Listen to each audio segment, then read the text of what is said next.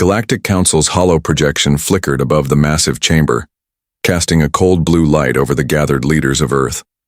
For centuries, the Council had dictated the laws of the stars, a coalition of powerful alien civilizations, maintaining a delicate balance of power across hundreds of star systems. To them, Earth was a backwater, a violent, chaotic planet not worth the time of day. Until now. The voice that echoed through the chamber was crisp, formal, but laden with an unmistakable edge of superiority. Earth, the Council demands your immediate cessation of all military technology development, surrender your war assets, and halt expansion. Failure to comply will result in punitive action. Murmurs rippled through the crowd of diplomats, generals, and scientists. The message was clear. The Council believed humanity was a minor threat, an unruly child in need of control. But Earth's leaders did not respond with submission. Instead, they exchanged quiet glances, a storm of unspoken resolve brewing beneath their composed facades. On the surface, the world seemed calm. But beneath the ground and beneath the radar of the galaxy's watchful eyes, humanity had been preparing for this moment for years. In a sprawling underground facility carved deep into the Rocky Mountains, General Alara Cade stood over a digital map that flickered with dozens of blinking red dots, satellites, drone squadrons, and stealth ships, all poised for deployment. Her steel-gray eyes burned with fierce determination. "They think we're weak," she muttered, voice low but deadly. "They think this is a warning we'll bow to. They're about to find out how wrong they are." Behind her, scientists, in lab coats, hurried between consoles, running final diagnostics on experimental weapons that shimmered with energy patterns unknown to most of the galaxy. These were no conventional armaments. Adaptive energy shields that could self-repair, plasma rifles that altered frequency mid-battle, drones that could infiltrate and reprogram enemy ships on the fly. Meanwhile, on the surface, civilians were no longer just passive observers.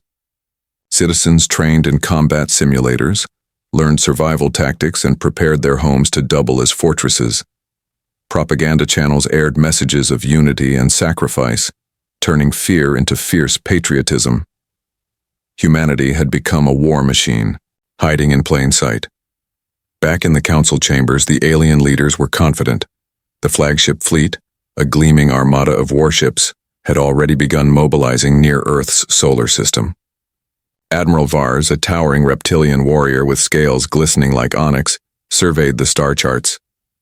"We will crush their resistance quickly," he said, voice a low rumble. "Their primitive weapons are no match for our firepower." But the Council did not know everything. They had missed the signs. The sudden spike in electromagnetic emissions, the encrypted transmissions slipping past their scanners, the underground factories pumping out machinery at a pace they hadn't anticipated. On Earth, a lone hacker known only by the codename Spectre infiltrated a Council comm channel, feeding false data and confusion into their fleet's command structure. His fingers danced across the keyboard in a darkened room, eyes gleaming with the thrill of the fight. "Let them think this war will be easy," he whispered. "They haven't seen us yet." The night before the Council's fleet was to enter Earth's orbit, cities across the globe lit up with a quiet intensity. Silent alarms buzzed in hidden bunkers. Special forces deployed to key strategic points, ready to defend the planet with a ferocity the galaxy had never seen. The world held its breath, waiting. At the Earth Space Command headquarters, General Cade stood before her assembled officers. "This is not a war we asked for," she said, voice steady, eyes locking with each member of her team. "But it's a war we will win. They came to break us. Instead, we will shatter their confidence, and the galaxy will never forget Earth's name." Outside, satellites tracked the approach of the Council's ships like dark predators moving through the void. But they were sailing blindly into a trap. Earth's brutal response was ready. As dawn broke across the planet, the stars themselves seemed to hold their breath. The world above buzzed with a strange calm, an uneasy silence masking the storm beneath. Deep underground, where the sun never reached, Earth's true arsenal awakened in shadowed vaults and hidden factories. Here, humanity's greatest minds labored under harsh lights, pushing the boundaries of science and warfare with relentless focus. In a vast chamber filled with humming machinery, Dr. Arya Chen adjusted a control panel, her fingers steady despite the weight of the moment. The weapon before her pulsed with an eerie blue light, an adaptive plasma cannon unlike anything the galaxy had ever seen. It could adjust its energy output to punch through even the strongest alien shields, and could reconfigure mid-battle, making it nearly impossible to counter. "We're ready for deployment," she reported, voice tight but proud. Nearby, Captain Malik Rios oversaw the training of a squadron of stealth fighters. These sleek angular ships blended seamlessly with the darkness of space, equipped with cloaking technology refined through years of trial and error. "No Council ship will see us coming," Malik promised his team. "We strike first, and we strike hard." But it wasn't just firepower that set Earth apart. It was ingenuity. From hackers like Spectre orchestrating cyber strikes against Council networks, to guerrilla units preparing traps on the moon and asteroid belts, Earth's defense was multi-layered and unpredictable. Across continents, civilians took part in the mobilization in ways both overt and subtle. In Tokyo, a young engineer modified commercial drones to act as automated sentries. In Lagos, communities reinforced buildings to withstand aerial bombardment. Everywhere, the message was the same. Humanity stood united, ready to fight for survival. At TU, Earth Space Command, the atmosphere was electric. General Cade paced before a holographic map that displayed the incoming Council fleet's approach vectors. "They'll expect us to hide," she said sharply. "They think Earth is just a quarry, but we're not prey. We're hunters." Her second-in-command, Commander Leon Voss, nodded. "Our intelligence suggests their flagship carries experimental weaponry designed to obliterate planets from orbit. We can't let them get close." Suddenly, an alert blinked on the console. Spectre's team had successfully intercepted a Council transmission. A distorted voice sneered. "Earth is weak. They'll crumble when we break their fleets. Prepare to initiate Operation Iron Fist." Malik clenched his jaw. "Iron Fist? That sounds brutal." "It is," Arya said grimly. "And it means we have no choice but to stop them first." Outside the underground sanctuaries, Earth's cities showed no sign of panic, but the skies were alive with secret activity. Cloaked ships slipped through low orbit, practicing coordinated maneuvers. Satellites reconfigured themselves into early warning grids. Electronic warfare systems jammed Council signals in advance. The tension was palpable. Everyone knew the coming hours would decide the fate of their planet. At the same time, across the galaxy, whispers began to circulate. Some Council members questioned the wisdom of their leaders. An alien diplomat from the winged Valari species muttered, "They're not just surviving, they're evolving. Earth's brutality will change the rules of engagement forever." Back on Earth, a council of scientists, generals, and political leaders met in a hidden chamber beneath the capital. The mood was somber but resolute. "We can't just react," said Ambassador Yara Kim. "We need to take the fight to them before they strike." General Cade agreed. "We'll split the fleet. One group will engage and distract their main forces. Another will hunt their supply lines. We hit them where it hurts and we don't stop." Arya stepped forward. "Our new weapon systems can disable their ships without destroying them. Capture technology will be key.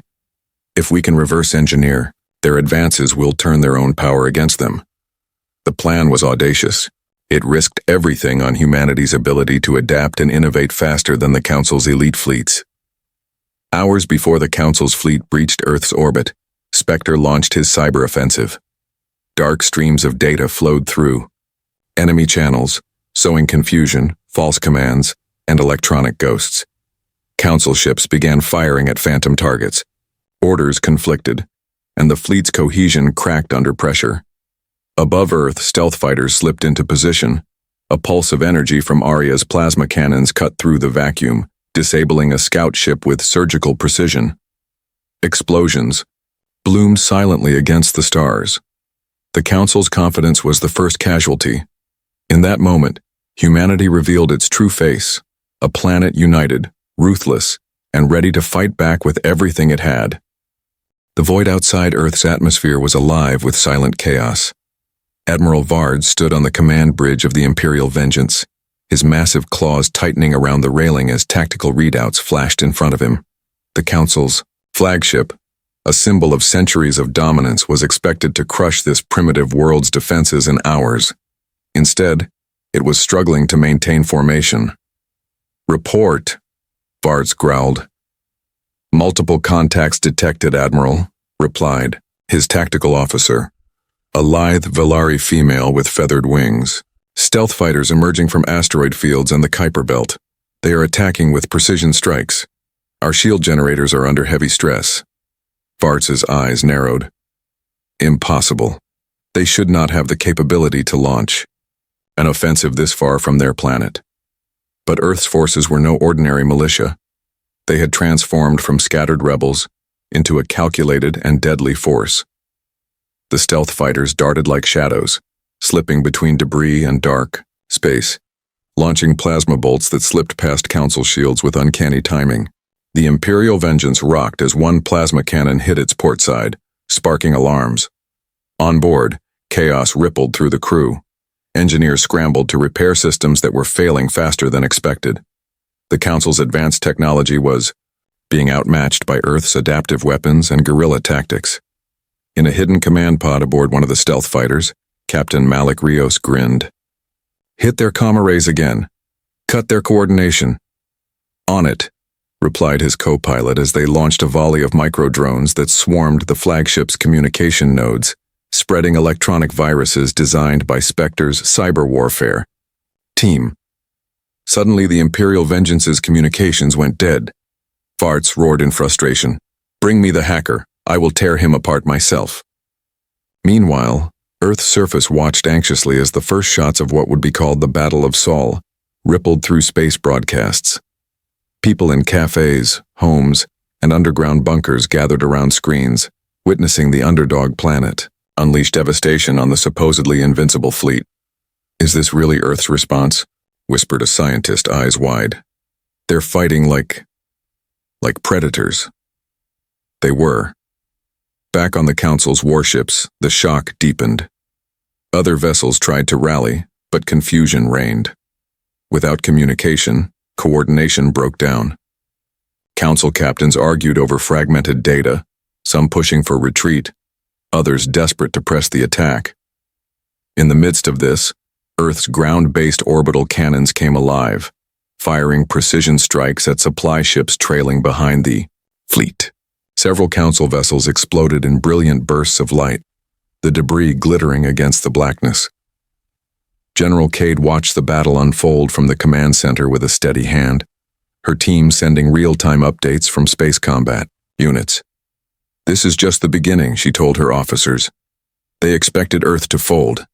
Instead, we've crippled their flagship, disrupted their fleet, and shown the galaxy our resolve. But the fight will only get harder."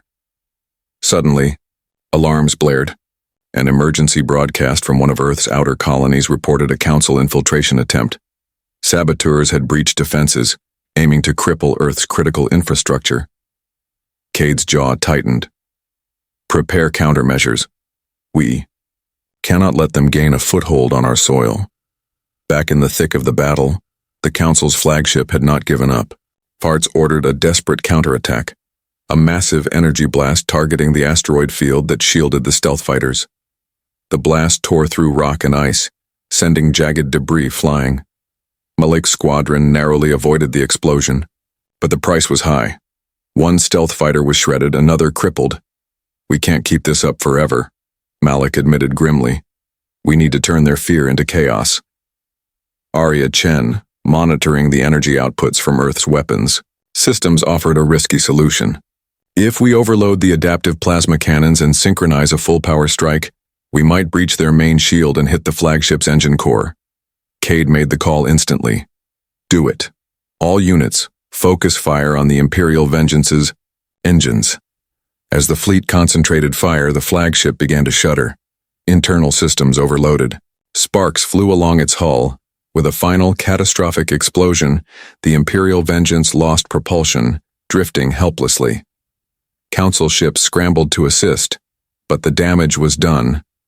The flagship was crippled. The unthinkable had happened.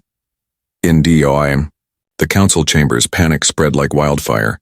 A voice called out, "Earth's forces are far stronger than we predicted. We underestimated them. Our confidence shattered." Admiral Vars, defeated but defiant, swore revenge. "This war is far from over. We will make them pay." But for the first time, doubt had crept into the hearts of the galaxy's most powerful leaders. Earth was no longer a minor threat. It was a reckoning. The vast chamber of the Galactic Council buzzed with tension. Normally a place of solemn deliberation and unified command, it had become a battlefield of words and suspicion. At the center, the High Chancellor, an ancient, ethereal being from the crystalline Zilari race, gazed solemnly over the assembly. "The attack on our flagship was unprecedented," the Chancellor intoned, voice resonant yet weary. "Earth's response has shattered our assumptions. We face a species far more dangerous than we believed," voices erupted. Some council members called for immediate retaliation. The burly, horned Tarkon general slammed his fist on the table. "We must crush Earth utterly, show them no mercy, or the galaxy will see weakness." Opposing him was the Valari diplomat, wing feathers bristling in agitation. "Recklessness will only divide us. This war was not meant to escalate. Perhaps we should consider negotiation before we lose control." Whispers spread like wildfire across the chamber. The council's unity, once unshakable, now teetered on the edge of collapse. Meanwhile, in shadowed corridors, covert agendas unfolded. A secret faction calling themselves the Purifiers conspired to escalate the conflict through sabotage and assassination, hoping to ignite a war that would wipe humanity from the stars. Unbeknownst to most, an undercover Valari envoy had begun secret talks with Earth's emissaries. Intrigued and frightened by humanity's resolve, the envoy saw an opportunity to broker a new alliance, one that could break the Council's deadlock. Back on Earth, Ambassador Yara Kim received a covert message from the mysterious Valari diplomat. The note was brief, cryptic. "Not all within the Council seek your destruction. There is a path to peace if you dare to walk it." Yara's eyes narrowed. Trust was a luxury she could not afford, but the possibility of division among enemies was a weapon as potent as any plasma cannon. Amidst the Council's turmoil, another crisis erupted. Rumors circulated of a planned assassination attempt targeting Earth's leadership, orchestrated by the Purifiers to prevent any chance of peace. Earth's intelligence services went on high alert. Special units doubled security around government officials. The city of New Geneva, Earth's diplomatic hub, transformed overnight into a fortress. General Cade convened a security briefing. "We know the Purifiers operate within the Council's ranks," she said grimly. "Their goal is chaos. We must be ready for anything." Meanwhile, the Council's fractured fleet limped through space, still reeling from the devastating defeat. Some commanders lost hope, deserting their posts or surrendering to Earth's forces.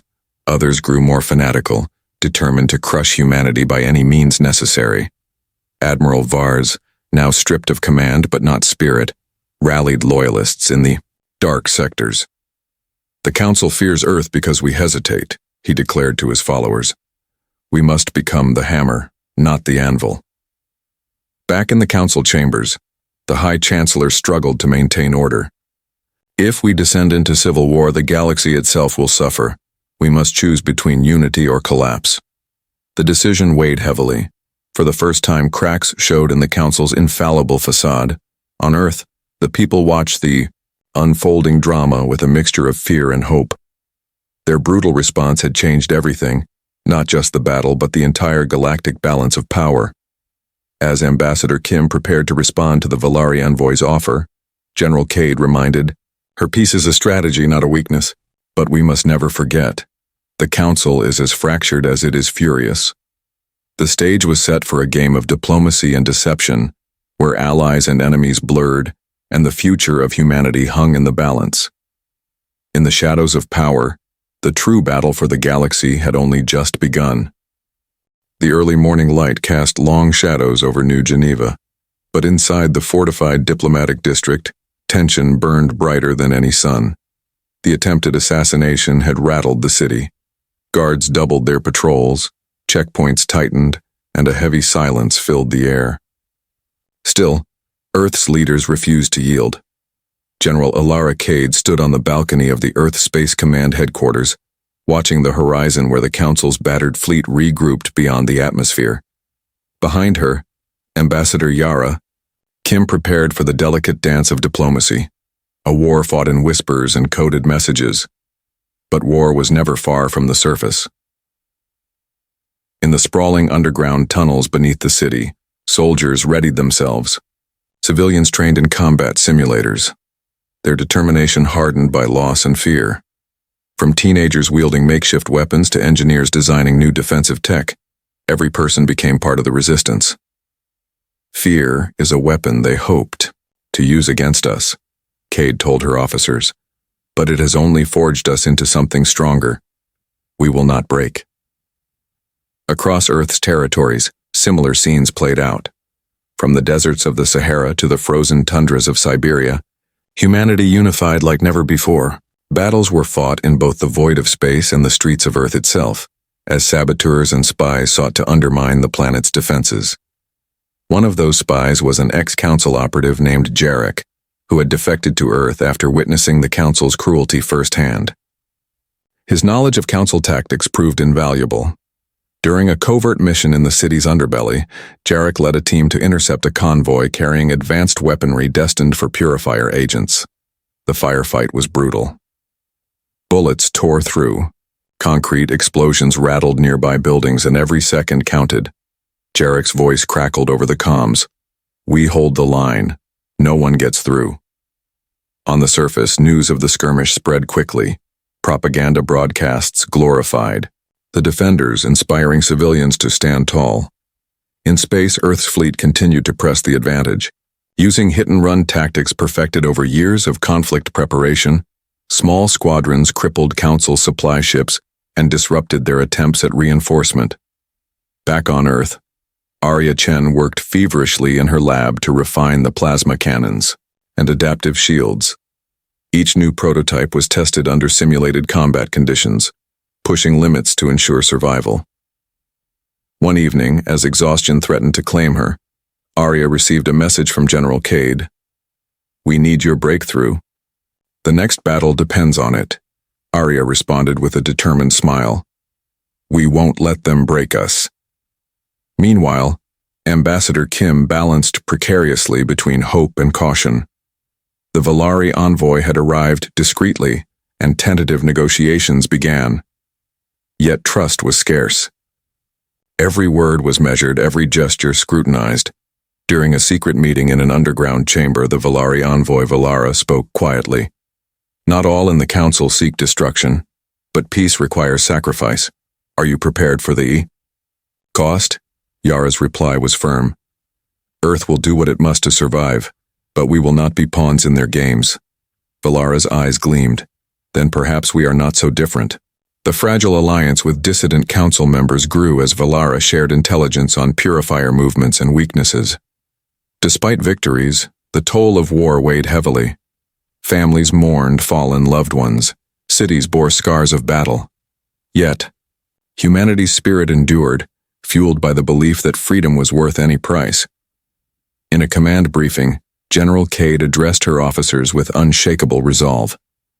"This is our defining moment. The purifiers seek to destroy us from within, but our will is unbreakable. We fight not just for survival, but for the future of every human soul." Her words ignited a fire in the hearts of her troops. As Earth prepared for the next wave of Council retaliation, the galaxy watched in stunned silence. The primitive planet had become a fortress of hope and fury, a symbol of resistance against impossible odds. And in that brutal defiance lay the promise of victory. The silence before the storm was deafening. Above Earth, the dark silhouette of the Council's fleet loomed once more, larger and more menacing than before. They had retreated, regrouped, and now brought reinforcements from the outer colonies.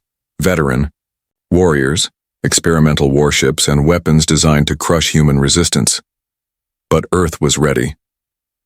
In the subterranean war rooms, General Alara Cade studied star maps illuminated by flickering holograms. "They've brought everything they have," she said, voice cold steel. "This will be the decisive battle." Her officers nodded grimly. This fight would not just be about territory or power.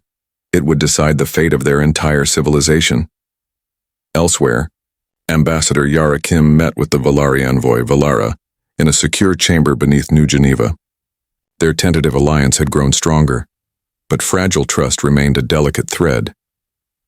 "We have identified a weakness in their command network," Valara revealed. "A hidden relay station deep within the asteroid belt.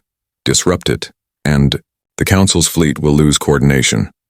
Yara's eyes flickered with hope. "We'll strike, together." Meanwhile, on the streets of New Geneva, the threat of sabotage hung thick in the air. Purifier cells moved like ghosts, seeking to destroy infrastructure and morale. Earth's counterintelligence, led by former Council operative Jarek, worked tirelessly to root them out. One tense night, Jarek's team cornered a purifier cell, attempting to detonate explosives near a key power plant. The firefight was swift and brutal, echoing in the dark alleys. "We've got to hold this line," Jarek radioed. "If they succeed, our defenses fall." Elsewhere, in orbit, Captain Malik Rios and his stealth fighters prepared the asteroid belt assault. The mission was perilous. Fly undetected, disable the relay station, and escape before the Council could retaliate. "Remember," Malik briefed his pilots, "speed, precision, and silence. Failure is not an option." The stealth fighters vanished. Into the darkness, shadows among shadows. On Earth's surface, Arya Chen monitored the battle from her lab. The adaptive plasma cannons hummed, awaiting deployment, while new shield generators prepared to protect the cities from orbital bombardment. Her fingers danced across controls as telemetry streamed in. "They'll be here soon," she muttered. "Everything depends on this moment." As the first wave of Council ships entered Earth's orbit, orbital cannons unleashed a devastating barrage. Explosions rocked the heavens, painting space with fire and debris. But the Council responded with terrifying new weapons. Gravity disruptors that tore through shields and energy mines that detonated with deadly precision. In the asteroid belt, Malik's team fought their way through intense defenses. Navigating narrow caverns and debris fields, they approached the relay station, a massive angular structure bristling with antennae and energy emitters. "Target locked," Malik whispered. "Initiate the strike." A synchronized pulse from the stealth fighters disabled the station's core. Communications across the fleet flickered, garbled, then died. Chaos erupted in the Council's command. Back on the flagship, Admiral Vars's rage was palpable. Find the saboteurs, restore order. But without their command network, the fleet became a fractured force. Earth's forces seized the moment. Fleet squadrons surged forward, exploiting the confusion. Plasma cannons tore through hulls, and coordinated strikes shattered enemy formations. On the ground, purifier attacks intensified, desperate to cripple Earth's last defenses. But Jarek's counterintelligence units met them head-on, turning the tide in brutal close-quarters battles. "General," Cade rallied her troops with fierce determination. "Hold the line, every inch of Earth is sacred." In the midst of the chaos, Ambassador Kim received a transmission from Valara. "This may be our last chance. The Council is fracturing. We must press for peace." Yara nodded. "Then let's make it count." As the battle raged, Earth's resolve burned brighter than ever. Against overwhelming odds, humanity fought with unyielding will, an unbreakable force rising from the ashes of destruction. The storm had come, and Earth stood, firm at its heart. The once imposing Galactic Council was now a fractured shadow of itself. The crippling loss of the relay station had sent shockwaves through their ranks, and dissent that had simmered for decades now boiled over in violent disputes. Commanders, who once moved in unison, now bickered openly, some openly questioning the legitimacy of the High Chancellor's rule. In the glittering spires of the Council's capital world, a secret meeting unfolded. A coalition of disillusioned council members, including the Valari diplomat Valara and several influential planetary governors, debated their next move. "We cannot win this war by force alone," Valara argued. "Earth's courage and ingenuity have forced us to confront truths we ignored for too long. This conflict is tearing the galaxy apart." A towering Tarkon warlord growled, "Peace is weakness. We must crush Earth before their rebellion spreads." Valara's eyes blazed. "Then the galaxy will burn." Meanwhile, Earth prepared for the next assault, aware the Council would not relent. General Cade gathered her commanders in the war room beneath New Geneva. "This is the final stand," she declared. "The Council's fractured fleet will strike with desperation. We must be ready to meet them head-on." Plans were drawn, defenses strengthened, and every able-bodied pilot prepared for what could be the last great battle in Earth's defense. Amid the preparations, Ambassador Kim received word that the High Chancellor had sent envoys to Earth, requesting an emergency summit to discuss terms of surrender or alliance. Yara felt the weight of the moment. Was this a genuine attempt at peace or a trap? The answer came swiftly. Before the summit could take place, a massive fleet of Council warships descended upon Earth's orbital perimeter, weapons primed and shields blazing. The battle erupted with ferocity unmatched. Plasma beams scorched the void, explosions shattered hulls, and the silence of space was filled with the roar of combat. Earth's forces fought valiantly, their adaptive technology and unyielding spirit turning the tide repeatedly. Yet the enemy's numbers threatened to overwhelm. In the chaos, General Cade piloted a squadron in a daring strike against the Council's flagship, now commanded by a ruthless Tarkon warlord, determined to restore the Council's dominance. The assault was brutal. Fighters fell like stars extinguished, but Cade's squad penetrated the flagship's defenses, targeting critical engines and weapon systems. As the flagship faltered, the Council fleet wavered. In the heart of the flagship, Admiral Vars confronted his own commanders, furious at their failures. "We will not surrender to these primitives," he snarled. But whispers of mutiny surrounded him, voices calling for an end to the destruction. Back on Earth, Ambassador Kim seized the moment to respond to the High Chancellor's envoy with a message. The Council must choose, continue the war, and watch the galaxy burn, or accept peace and build a future together. The message was broadcast across Council space, stirring hope among war-weary worlds. Valara, speaking for the coalition of dissidents, made a bold move, issuing a declaration of withdrawal from the war, urging other planets to follow. The Council fractured irreparably. Some factions surrendered, others fled into the outer dark regions, and a few plunged into chaos and civil war. Earth stood victorious, not through sheer firepower alone, but through unbreakable will, unity, and the power of hope. As the dust settled, humanity looked toward the stars, not as a conquered race, but as a rising power.